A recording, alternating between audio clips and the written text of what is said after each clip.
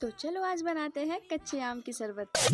तो आज की शुरुआत होती है ईयरफोन को सुलझाने से, लेकिन ये सुलझ नहीं पाए, इसलिए इसको छोड़ के मैं घर पे ताला लगा के दुकान पे जाने लगी। लेकिन आज दुकान हम दूसरे रास्ते से जाएंगे। दूसरे रास्ते का मतलब यानी कि खेत का रास्ता। और खेत के रास्ते पे जाते जाते हमें ये माँ बेटी मिली और इसको इग्नोर करके हम चले गए दुकान पे। लेकिन दुकान पे जाते हमें दिखा हमारी नानी तो सो रही है और ये देखो हमारी गाय माता जो मुझे ही घूरे जा रही है। उसके बाद फिर मेरा मन करता है क्यों ना कच्चे आम की शरबत बनाकर पिया जाए। लेकिन कच्चे आम की शरबत बनाने के लिए सबसे पहले हमें आम चाहिए, वो हमारे बगीचे में है। तो जरूर सबसे पहले हम अपना आम लेंगे और उसके बाद एक आम लेने के बाद मेरा मन नहीं भरा तो मैंने दूसरा भी तोड़ लिया। और दूसरा जैसे मैं इसको रखी वो गिरने लगा, इसलिए फिर मैंने तीसरा भी तोड़ लिया। तीसरे के बाद फिर चौथा कैसे छूट सकता है, तो मैंने चारों आम तोड़ लिए। और तो चलो फिर इसके आगे का जिम्मेदारी अपनी नानी को देते। तो मैं नानी को आम पकड़ा कर उनको दे दी कि आप अब चूल्हे में आग लगाकर इस आम को पका लो और आम पक जाएंगे तब हमारा शरबत तैयार होगा। और मैं यहाँ पे बैठ के आराम से नानी से बातें कर रही हूँ जब तक हमारा आम नहीं पक जाता। लेकिन हमारे आम पकने में बहुत ज़्यादा टाइम था, इसलिए मैं सोची क्यों ना किसी को परेशान किया जाए। तो सबसे पहले मैं परेशान करूँगी अपनी गाय माता को। और गाय माता के लिए सबसे पहले मैंने फेंका हुआ आम का गुठली लिया और उसको खिलाने के लिए लेके जाने लगी।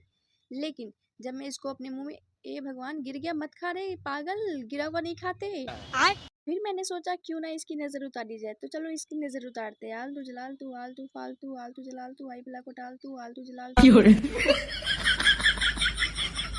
इसका नज़र उतरने के बाद मैंने सोचा क्यों ना इसी पत्ते को इसको खिला दिया जाए, क्योंकि इसको भूख लगी होगी। लेकिन मुझे पता नहीं था कि इसको इतनी ज़्यादा भूख लगी थी। इसने सारा पत्ता खा लिया, इसने अपने बच्चे के लिए भी नहीं छोड़ा। और फिर मैंने इसके मुंह से निवाला छीन लिया। जी हाँ, मैंने इसके मुंह से निवाला छीन लिया ताकि मैं इसके बच्चे को खिला सकूँ। और जैसे ही मैं इसके बच्चे के पास गई इसका मुँह का निवाला देने के लिए, तभी इसने मेरे मुँह पे बेइज्जती कर दी इसको ना खाकर।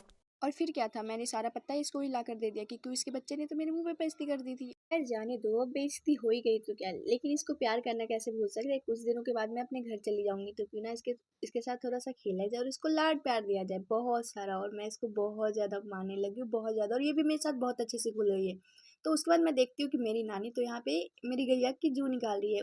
तो तब तक हमारा आम भी पक चुका था, इसलिए इसका शरबत बनाती हूँ। शरबत बनाने के लिए कुछ नहीं करना था, इसको पानी में घोलना था, नमक डालना था और सूखा मिर्च पकाकर डाल देना था। उसके फिर मुझे लड्डू खाने का मन कर गया और जैसे मैंने इसको मुंह में लिया इसका टेस्ट इतना बेकार था ना कि सारा का सारा मूड खराब हो गया। इसलिए मैंने सारा लड्डू अपनी गैया को खिला दिया। अब मिलती हूँ मैं आपसे अगले ब्लॉग में।